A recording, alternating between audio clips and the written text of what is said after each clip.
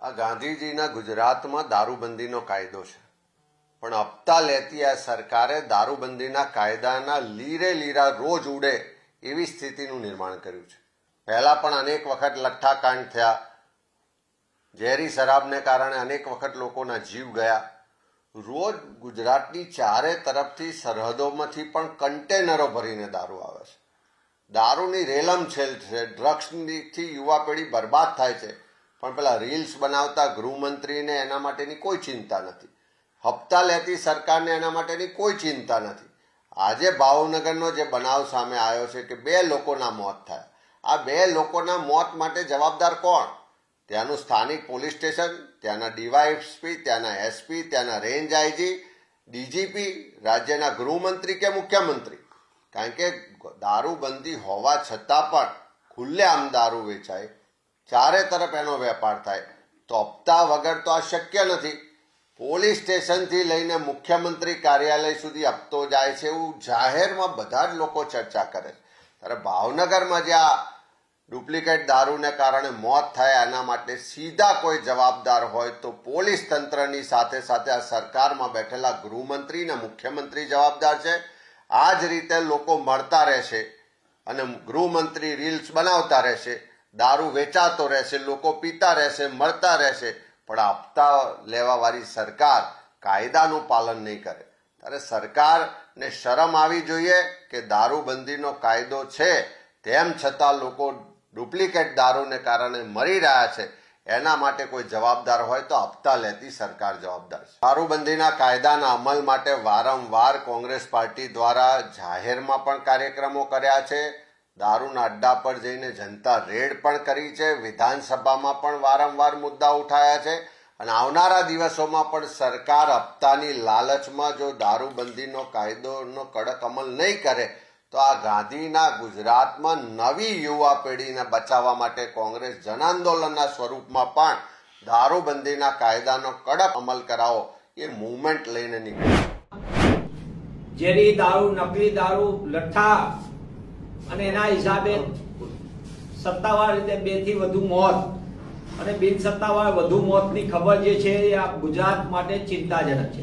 ગુજરાતમાં નશાબંધીનો કાયદો કાગળ ઉપર અને જે રીતે ભારતીય જનતા પાર્ટીના ભ્રષ્ટ સરકારમાં ગૃહ વિભાગ ભ્રષ્ટાચારનું એપીસેન્ટર અને એના કારણે ગુજરાતમાં અસામાજિક તત્વો બેકાબુ રીતે પોતે મન ફાવે તે રીતે વેપલો કરી રહ્યા છે.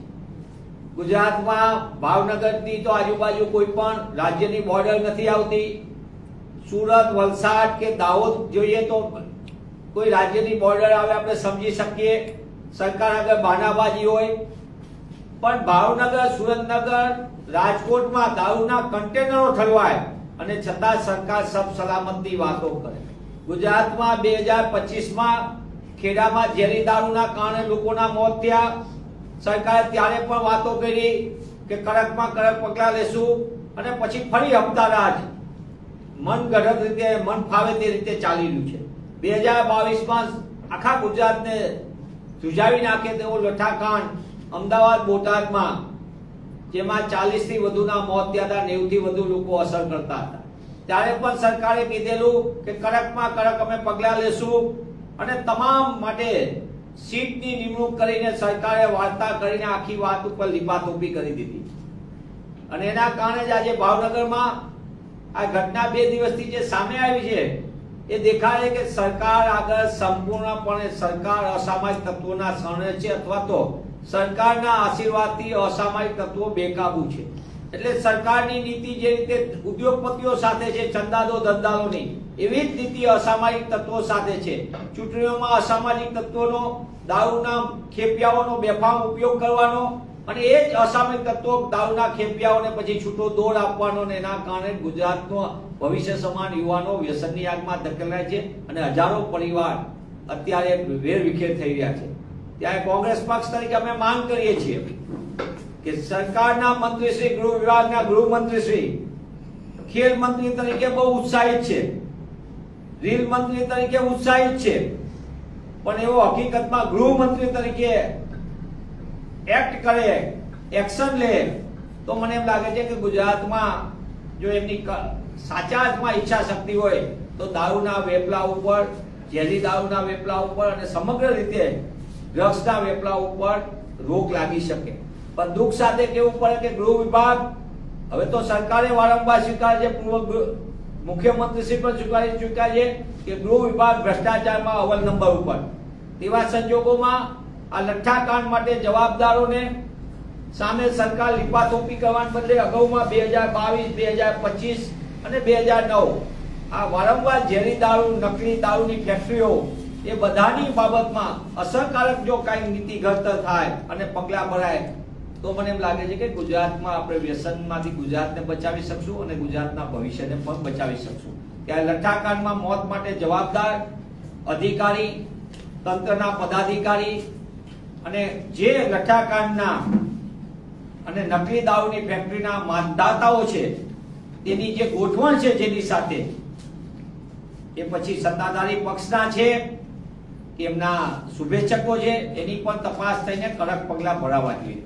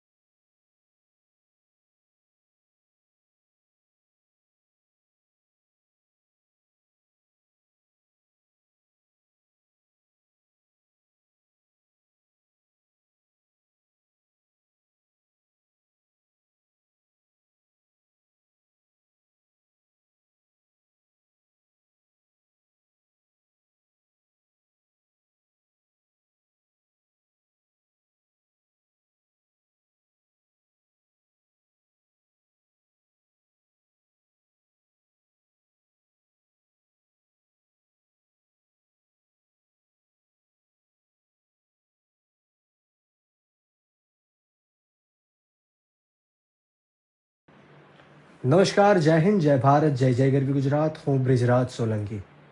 મિત્રો, ગુજરાતની અંદર હાલમાં તાજેતરમાં સમાચાર આવી રહ્યા છે કે ગુજરાત પોલીસે અને ગુજરાતની સરકારે ડ્રગ્સ માફિયાઓ વિરુદ્ધ 1649 કેસ નોંધ્યા, પરંતુ એમાં 76 લોકોને જ દોષિત ઠેરાવ્યા.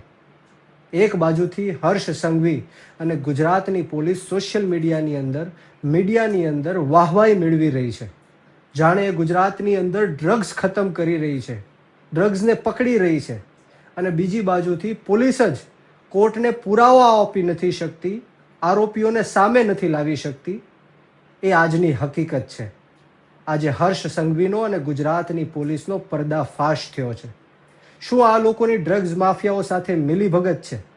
હજારો કરોડો રૂપિયાનો ડ્રગ્સ છેલ્લા 3 વર્ષમાં 65,000 કિલો કરતાં પણ વધારે ડ્રગ્સ ગુજરાતની અંદરથી ઝડપાયો છે.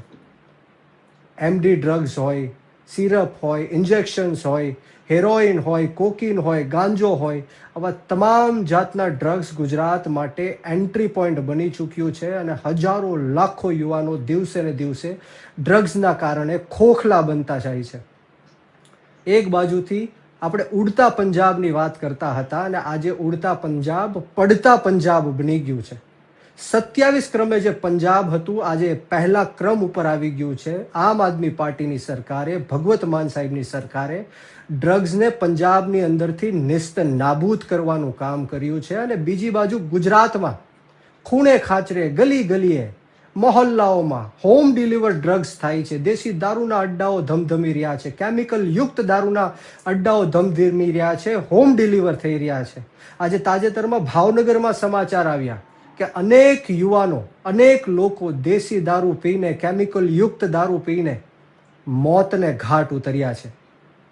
મિત્રો, આ ગાંધી અને સરદારનું ગુજરાત છે. 10 વર્ષ પહેલા ગુજરાતની અંદર દેશી દારૂ હોય, ઇંગ્લિશ દારૂ હોય કે ડ્રગ્સનું નામો નિશાન નહોતું. પરંતુ આ જ ભારતીય જનતા પાર્ટીની સરકાર આવવાથી બુટલેગરોને જાણે પ્રોત્સાહન મળ્યું છે. ડ્રગ ડીલરો ગુજરાતની અંદર વધી રહ્યા છે. પીપાવાવ પોર્ટ હોય, મુન્દ્રા પોર્ટ હોય, કંડલા પોર્ટ હોય, પોરબંદર પોર્ટ હોય, આ બધા ડ્રગ્સ માટે એન્ટ્રી પોઈન્ટ બની ચૂક્યા છે અને પાકિસ્તાનથી ડ્રગ્સ ગુજરાતમાં આવે છે અને ગુજરાતના યુવાનોને, દેશના યુવાનોને ખોખલા બનાવવાનું કામ કરે છે. મારે ગુજરાતના ગૃહમંત્રી હર્ષ સંઘવીને નમ્ર અપીલ કરવી છે કે રીલમાં નહીં પરંતુ રિયલ લાઈફમાં ડ્રગ્સ બંધ કરીને બતાવો. જે રીતના પંજાબની અંદર ભગવત માન સાહેબે ડ્રગ્સ ખતમ કરવાનું કામ કર્યું, ડ્રગ્સ માફિયાઓને જેલમાં નાખવાનું કામ કર્યું, એ જ રીતના ગુજરાતની જનતાને તમે કહો કે આજ દિન સુધી તમે કેટલા ડ્રગ ડીલરોને જેલની અંદર પૂર્યા છે, કેટલા ડ્રગ ડીલર વિરુદ્ધ તમે કેસો કર્યા છે, એનું લિસ્ટ જાહેર કરો. ક્યાંથી આ ડ્રગ્સ આવે છે અને કોણ લે છે ને ક્યાં જાય છે, ગુજરાતની સમક્ષ તમે મૂકો. મને એવું લાગી રહ્યું છે કે અમુક લોકો, અમુક પોલીસ અને અમુક નેતાઓની આ ડ્રગ ડીલરો સાથે સાંઠગાંઠ છે અને આ નેતાઓ અને પોલીસ હજારો કરોડો રૂપિયાનો વેપાર અને ધંધો ડ્રગ્સના નામે આ ગુજરાતની અંદર કરી રહ્યા છે. મિત્રો, આપણે સૌએ જાગૃત થવાની જરૂર છે. હું જેન ઝીને કહેવા માંગુ છું, જનરેશન આલ્ફાને કહેવા માંગુ છું, વિદ્યાર્થીઓને, યુવાનોને કહેવા માંગુ છું કે આપણે સૌએ એક થઈને નાત જાત, ભેદભાવ, ભાષા, ધર્મ, જ્ઞાતિ, જાતિ બધું જ ભૂલીને રાજનીતિને સાઈડમાં રાખીને આપણે સૌએ અવાજ બુલંદ કરવો પડશે. નહીંતર આ ગુજરાત સમૃદ્ધ નહીં બને. આપણે પોતાનો હક, અધિકાર અને ન્યાય માંગવો પડશે. નહીંતર ગુજરાત ધીરે ધીરે ખતમ થઈ જશે. ગુજરાતના યુવાનો ધીરે ધીરે દિવસે દિવસે ખતમ થઈ જશે. આ નેતાઓને ગુજરાતના યુવાનોની કંઈ જ નથી પડી. એટલા માટે આ લોકો ડ્રગ્સ માફિયાઓને સરખી રીતના પકડી નથી શકતા, એમને વ્યવસ્થિત કાર્યવાહી નથી કરાવી શકતા અને જેલની અંદર પૂરી નથી શકતા. મારે તમામની વિનંતી છે, આવો આપણે સૌ સાથે મળીને ડ્રગ્સ વિરુદ્ધ મોરચો માંડીએ અને આપણો અવાજ બુલંદ કરીએ. જય હિન્દ, જય ભારત, જય જય ગરવી ગુજરાત. ઇન્કલાબ જિંદાબાદ, યુવા શક્તિ જિંદાબાદ.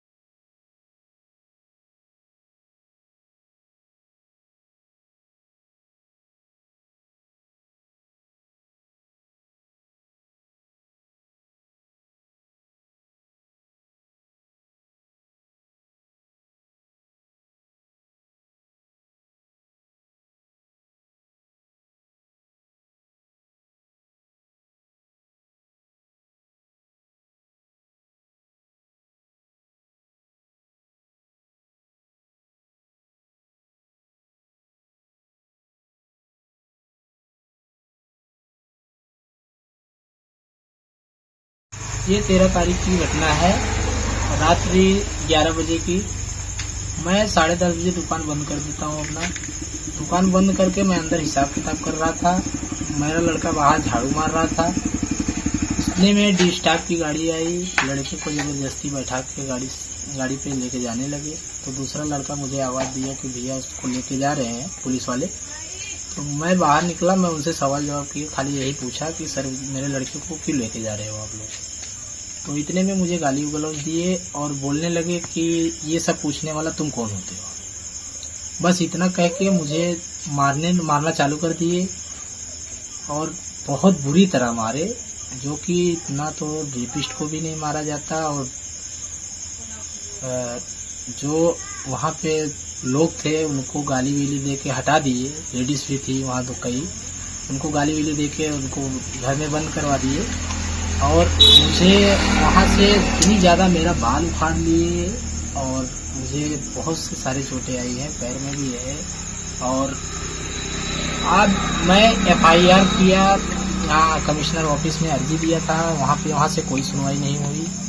तो मैं 15 तारीख को करीबन FIR किया था कमिश्नर ऑफिस में, वहाँ से कोई सुनवाई नहीं हुई। तो वहाँ से मैं हाई कोर्ट गया, हाई कोर्ट से FIR दर्ज की हुई। दर्ज करने के बाद DD चौहान डेली दुकान पे आके गाली गलौज देते हैं और डेली लड़के लोग को उठा के लेके जा रहे हैं। मुझे भी गाली गलौज दिए और बोलते हैं कि जहाँ भी तुमको केस करना है, जो उखाड़ना उखाड़ लेना, सब गाली गलौज करके गए हुए हैं। ये अभी फिलहाल इस वक्त की बात बता रहा हूँ कि जो मेरे पूरे लड़के को, जितने स्टाफ थे मेरे, सभी को उठा के लेके गए थाने पे।